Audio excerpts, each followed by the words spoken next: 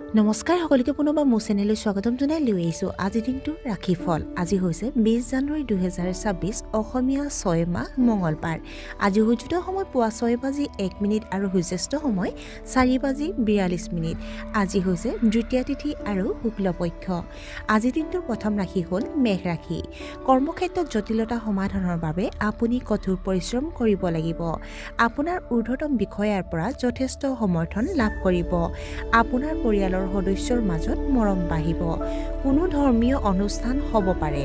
দেউতাকক লৈ আপুনি গৌৰৱ অনুভৱ কৰিব। বৃষ ৰাশি।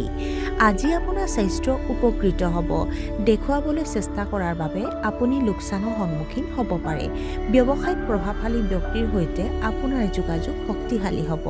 দীৰ্ঘদিনীয়া এটা সমস্যা সমাধান হ'ব। IT খণ্ডৰ সৈতে কাম কৰা ব্যক্তিসকলে বহিৰাজ্যৰ পৰা চাকৰিৰ প্ৰস্তাৱ লাভ কৰিব পাৰে। মিথুন ৰাশি।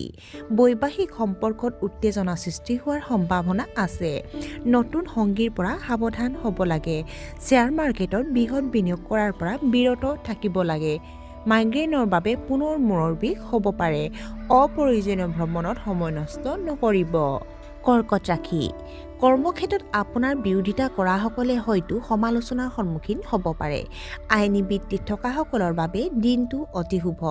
আইনী বিষয়ত বিজয়ৰ সম্ভাৱনা প্ৰবল। আপোনজনৰ পৰা পৰামৰ্শ ল'বলৈ কুণ্ঠাবোধ নকৰিব।